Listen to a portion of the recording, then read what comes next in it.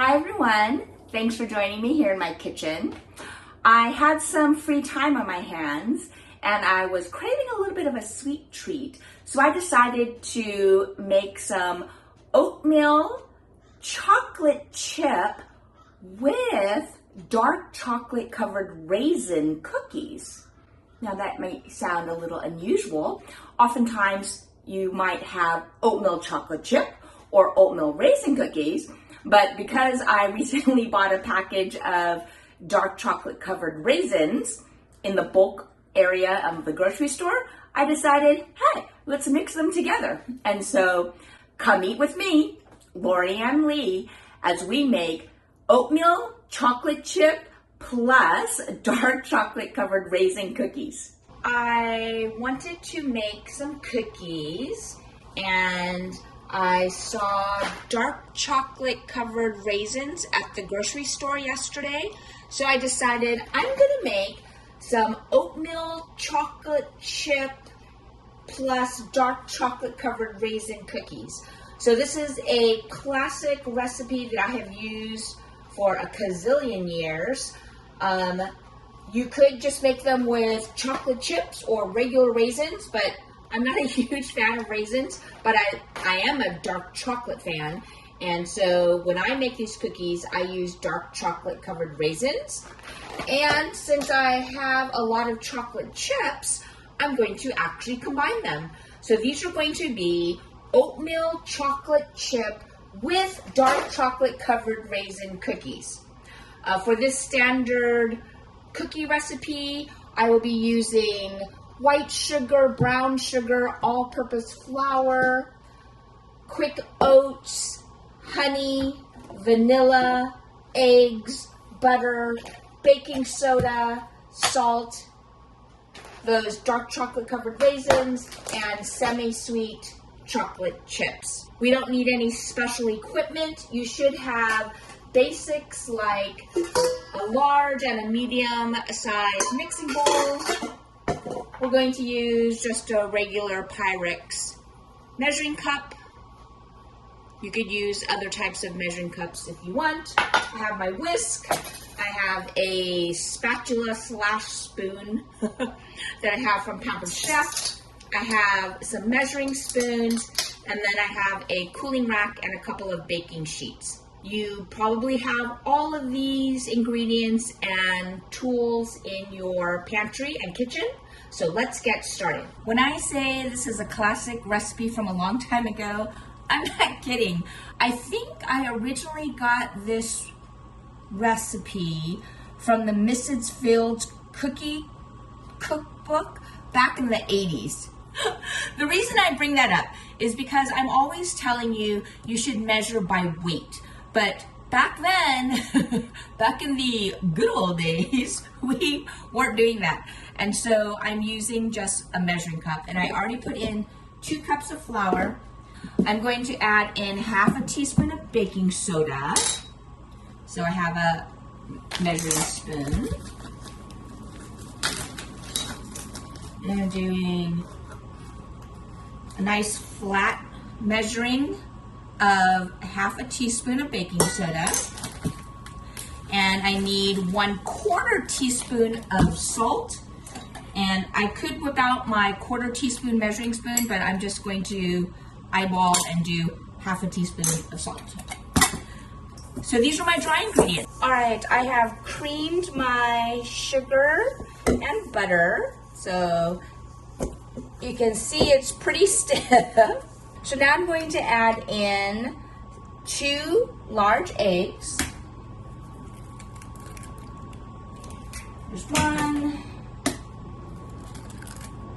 2. I'm rinsing my hands with a little bit of soap and water because I just touched raw egg. And I am also going to add in 2 teaspoons of vanilla. There's 1, 2, and I will add 2 tablespoons of honey.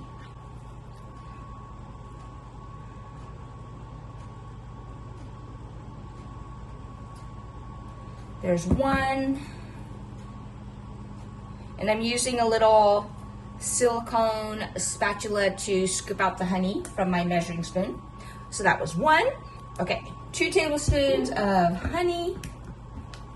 All right, I mixed up all of my wet ingredients, and now I'm going to stir in my dry, plus 1 cup of those dark chocolate covered raisins. And let's see what looks good to me.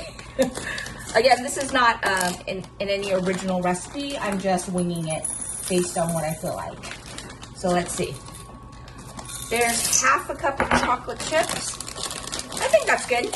Half a cup of chocolate chips and 1 cup of the dark chocolate covered raisins. So that's 1.5 cups of those toppings.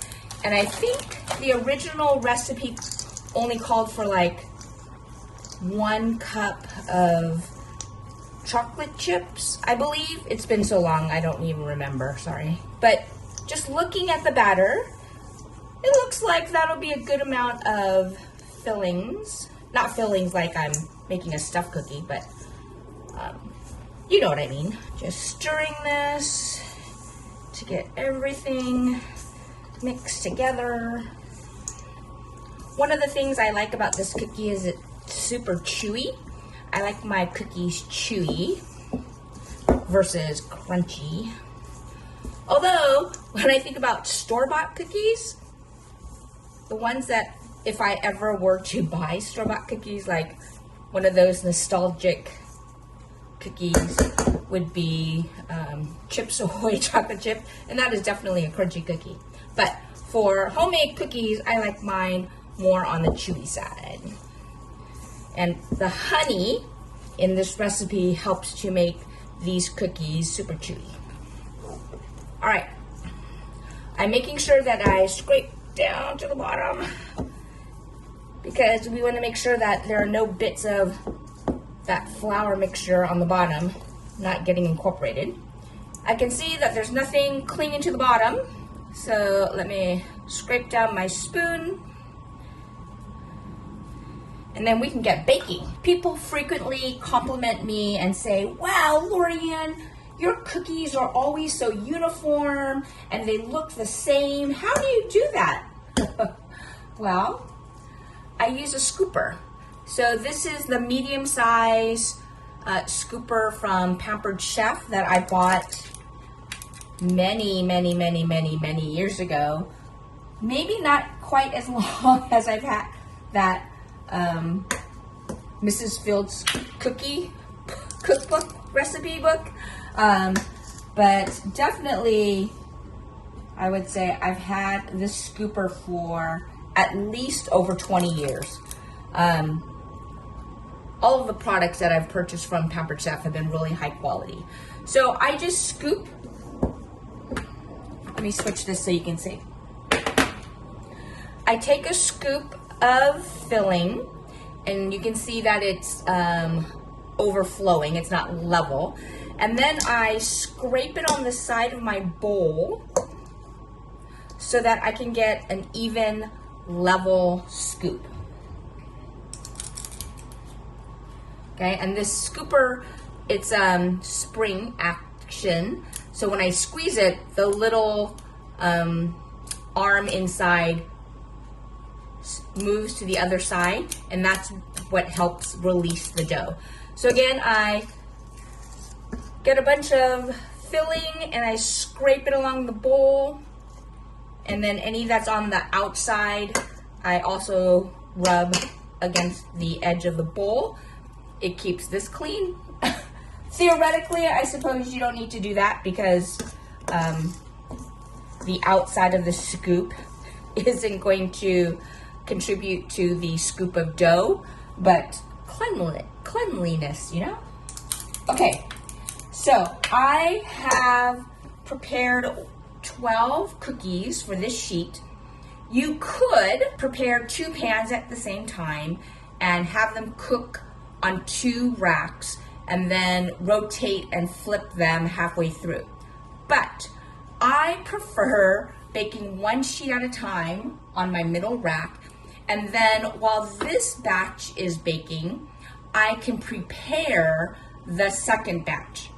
Whereas if I bake 2 sheets at the same time, when I take them out of the oven, I don't have another sheet ready to go, right? And so I have more than 2 baking sheets, but I'm a creature of habit. This is how I like to do it. So I'm baking 1 sheet at a time. I'm going to set a timer for 20 minutes. These usually take between 20 to 22 minutes. And while these are baking, I will prepare another sheet of cookies. All right, the timer just went off. So I'm taking out this batch of cookies and sliding in this batch that is all ready to go. And I will set the timer for 22 minutes and take out the next batch. But in the meantime, I'm going to take these cookies off and let them cool on this rack, and then move over to my counter where I have another pot holder sitting here, and I will be able to prep that pan to go into the oven when this current batch is done. Alrighty, the timer just went off and this batch looks ready. I'm taking it out, sliding this one in. I'll take these off the tray, move this cookie sheet back over to my counter, load it up with the next batch, and we'll just keep this cycle going. Okay, last swap out. These come out, those go in. Yay, my cookies are ready. They are cooling on this rack, and then I will place them in a big container and take them to my meeting tonight. They are going to be thrilled to get some homemade sugar. All right, it is time to try one of my cookies. So here's the top view. Here's the view on the bottom. This cookie has semi-sweet chocolate chips and dark chocolate covered raisins. All right, let's take a bite of this cookie. This one is still a little bit warm. Mmm. Mm-hmm.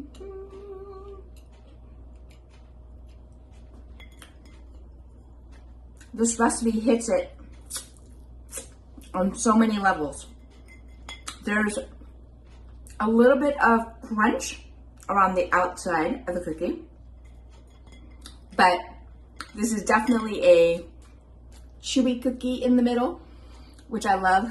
The honey and the oats contribute to the chewiness. Also, baking them at a lower temperature helps to make these cookies chewy. These are baked at 300 degrees, not 350.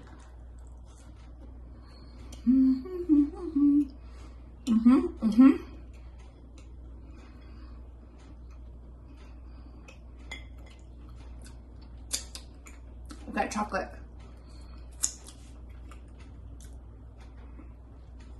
Things are looking good. And then, another reason why these are chewy is because I have those chocolate covered raisins, and raisins are chewy, so.